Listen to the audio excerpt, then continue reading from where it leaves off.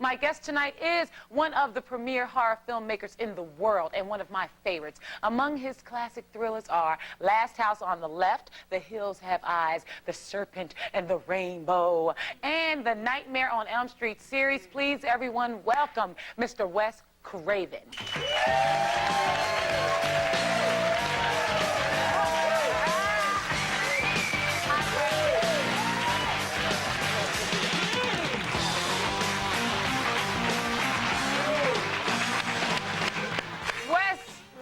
Wes, you're a handsome man. I thought you were going to scare the hell out of me. Okay. How are you? Give me time. Oh, I will. Oh, no. You're not going to kill me up here during the show, No, I won't are kill you? you, but you might have to go to the hospital for just a short while. Wes, how you doing? I'm doing very, very well, thank you. And you're a normal guy. No, I wouldn't say that. I mean, I really wouldn't either. I'm just trying to flatter you. Yeah. No. No, I look normal. You look normal. Nobody in show business is normal. You ought to know that. I know. But I mean, everyone probably would think that you were just this like really crazy looking, spooky looking guy. That's you know? true. But True. you're not. No, not except when I wake up in the morning. I'm pretty scary then. What do people expect? I mean, what have you gotten when people would meet you for the first time? Oh, that's a little gin's in that water. I just wanted to Pure let vodka, you wow. So what do people normally expect from you when they People meet you? expect Chuck Manson. They do? Yeah. They expect long, greasy hair. They expect arrive on a Harley, live in a dark cage of a house, be scary, you know, have butcher knives hanging out of my lapels and stuff like that. Playing practical jokes all the time, huh? Yeah. Like you did to I me did look back like that there? for the first 5 years of my life, but Oh, you did? I cleaned up my act. Oh, really? No. All I have to say is Freddie. Freddie Krueger. Oh, Freddy Krueger. Oh. Tell me about that. He's done well by me. Oh, I'm sure he has. I mean, you created Freddie.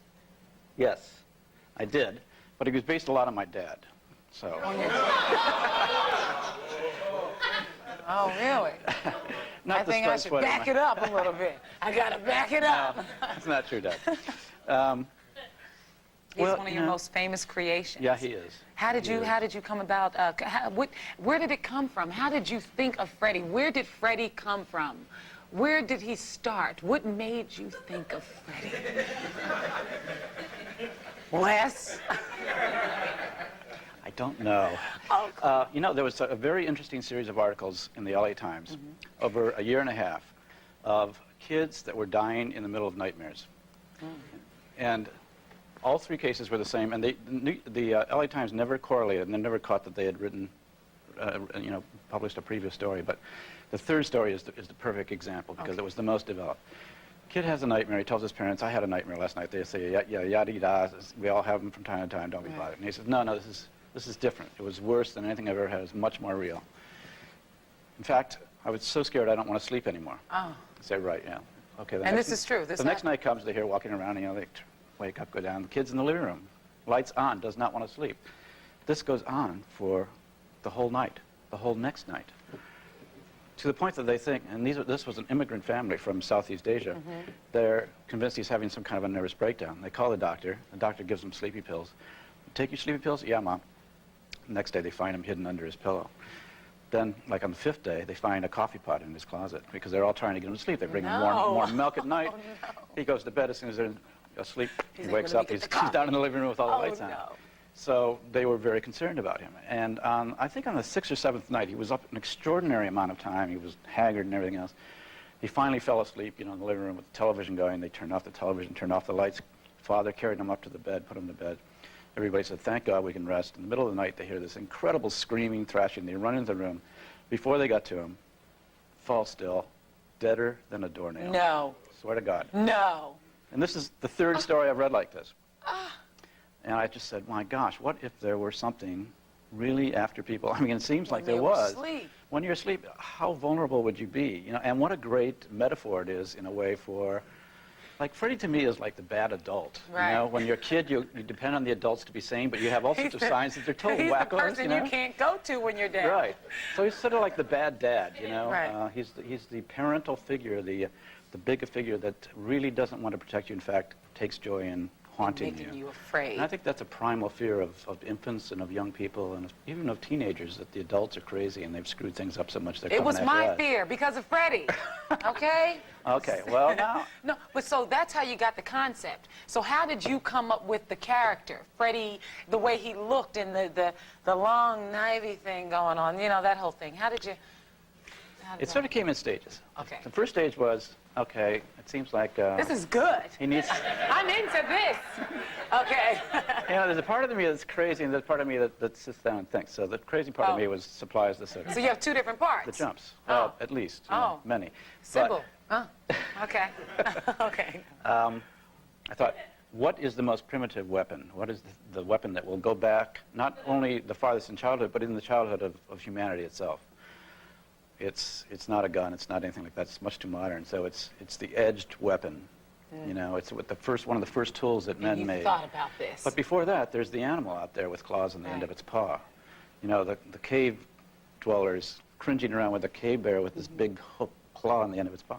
I thought, well, that's it. I'm going to have a guy make a hand with claws on it, you know. Well, this goes back into the shadows of time, you know. And then there was a man that actually scared me when I was a little kid. I woke up in my bed. Didn't have the claws, but he looked like Freddie. Okay. And I copied that look because... Wow, there was a man you knew that looked like Freddie? Yep. Oh. I was in my bed. I was probably in like the 6th grade and woke up and heard this like shambling... I was living on the 3rd floor of an apartment in Cleveland, you know, poor neighborhood. Looked out the window, and there's this old guy looking like Freddie, pre-Freddie, coming along the sidewalk, and he stopped right under my window. Can you see him now, Wes? There he is. Okay, so he suddenly stops, and I'm watching. You know, I haven't made a sound, and he just goes. And he looked right in my eyes. Ooh. Right? And he just looked, and I'm like, and I backed away from the window, and I sat on the edge of my bed for like, it seemed like an hour, 15 minutes probably. And I didn't hear him leave. I heard him come. But where is he? So I went up to the window, and I looked, and he just went. Oh, no. And then, guys, stay with me on camera. No, you're freaking me out, Wes. He started moving. Don't make no jokes. You're scaring me. This is true. He's trying to freak me out. Okay. He walked down the sidewalk with his eye on me to the corner, turned the corner. Don't disappear. And then went around the corner. That's where the entrance to our building was. I like ran through the house, dark house, to the front door of our, put my ear to the door, and I heard the door downstairs open. And I heard him start up the stairs. Now, obviously, really, he was a drunk that was getting pleasure and scared a kid, you know? But, like, it scared the bejesus out of me. And how old were you? I was probably about 12, something like that, 11 maybe. So that's... So I got my big brother up, you know, and he went down with a baseball bat, and the guy was gone. Wow. But I never forgot that moment, you know. And the scary thing was there is a trend among older people to sort of resent kids, to hate kids in a way. You know, not everybody, but there are adults that really aim at kids. And I think as a child, one of the deepest fears we have are that the adults don't have our best interests in mind, you know. So you figured, Wes, since they don't, I'll create a monster that will really scare the hell out of us, right? I mean, it was one of my favorites, but it used to freak me out paying $7, okay, or $5 at the time to see this scary movie, be freaked out for a year. You know, like, was it worth $5? You know, I don't know. But well, see, here's the thing about that. Okay. People always ask me, why do people pay money to go be scared? That's stupid. But they do. My answer is people don't pay money to go be scared. They pay money because they already are scared by things in their life, things in their past, things that they perceive, you know, the schoolyard bully, the threat of war, all these different things. They go to a movie because they know that their fears are going to be dealt with by a storyteller. So it's not like you're bringing fear into their life. You're bringing fear out of their life up to the surface. So essentially drag the monster out of the cloud. Very much. Very much like a therapist. You know, it would be a bad therapist that sat and talked to you for 2 years and had a line where he or she wouldn't go because they don't want to upset you. You know? So a good therapist, a good scary movie director says, what's your worst fear? I'm going to drag it out. Okay. It's also mine. Let's talk about it. Okay. Well, I got to talk because I have a couple. Now, you know what I wanted to ask you? Freddie, you created it, right? But it kind of like slipped out of your hands later on in the Nightmare on Elm Street series. I think I remember when it stopped because there was a time, like the first 2 or 3, it was really scary and just really gory, and then all of a sudden Freddie turned into a joke. You know, he turned into this comedy guy, this comedian, this funny guy. Business. What happened? Well, the fact was that it's interesting. I wrote the script of Nightmare on Elm Street on spec, and I thought I was going to sell it in an instant. I thought it was really terrific, and it went all around Hollywood for 3 years.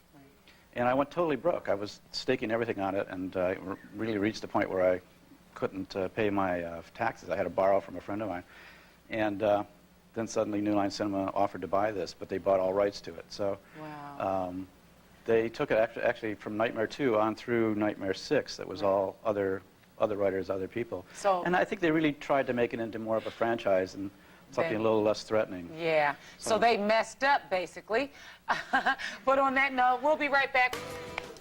You guys, we're here with Mr. Wes Craven, one of my favorites. I tell you, one of my favorites. You know, I was just thinking of how I was just, Freddie, all those scary, I used to be a scary movie freak. I used to live to see scary movies. Do you think there's a difference between men and women and how sensitive they are to watching scary movies? And I think so. You know, I think it certainly seems like guys like horror films, have a little bit more fun with them in general. Right. I mean, there are some girls that really like them too, but I think one thing, I think women are a little bit more sensitive.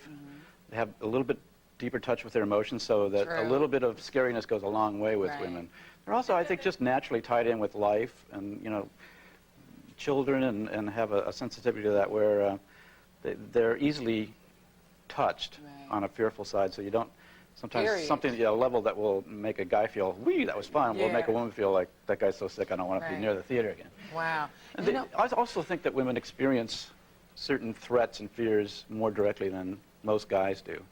You know, so women are more often the victim of violence, ironically, in our culture than men are, so that there's sometimes real experiences of it from childhood and everything that guys haven't experienced that women have. yeah.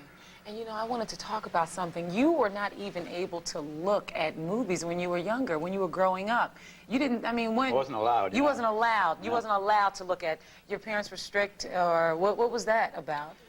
Yeah, well, my father died when I was very young, so I was left with my mother, and she got very involved in very sort of fundamentalist Baptist Yeah. church. But we were allowed to see Disney films. Really? Okay. But any other film was considered verboten. And then I went to a college that had the same basic attitude. It was a religious college. So it was, you know, in that college I got in all sorts of trouble because I started asking questions and everything else. And my senior year, I snuck to another town and saw a film in a theater that I would have been expelled for doing.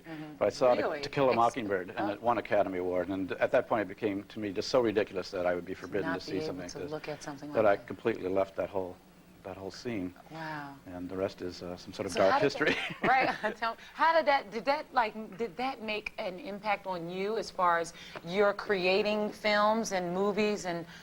Well, for one thing, it made films, you know, the forbidden fruit is like very powerful. Right. So, and also seeing a film, I think, for the first time, seeing dramatic films when you're a young adult rather than a child, it's like, I don't know what, being taken out of the middle of the woods and taken to Paris or something. The impact is so enormous What made that you... I was just struck by filmmaking, you know. You know, what made you get into... I mean, you see How to Kill a Mockingbird, and then you kind of lose your mind on something, you know, not lose your mind, you To know. what a mockingbird? To what a mockingbird? What do you do to the mockingbird? Huh? You kill it, don't you? No, okay, but that was a... All right, but you went to all this gory, you know, slicing the throat, you know, all that. What made you go into that dark side? Was it just the forbidden fruit of just You know, TV? it was a number of things. At first, I used to think that it was just, when I had sort of a strange approach to film. First, I didn't have any idea I was going to do it. I was a writer, and I was a college teacher. I had a master's degree in philosophy, and I was like trying to be a novelist. And then at a certain point, I bought a camera without really knowing why. Some students and I formed a film club. Within a year, I quit my job, and I was in New York getting into the film business. The first chance I got to make a film was about a year and a half in. Somebody had a string of theater owners in Boston said to this young producer, we want a really scary movie for our theater chain. And this guy and I had become friends. He says, I know you want to direct or something. Why don't you write something scary? You can direct it too, and then you can cut it. Because I have an editing machine. We'll do it all together. So we made Last House on the Left for $90,000 total budget. $90,000. And immediately, two things happened. I was a director, a successful director, and I was considered to be a maniac. Wow. Well, Can you blame him? No, I can't.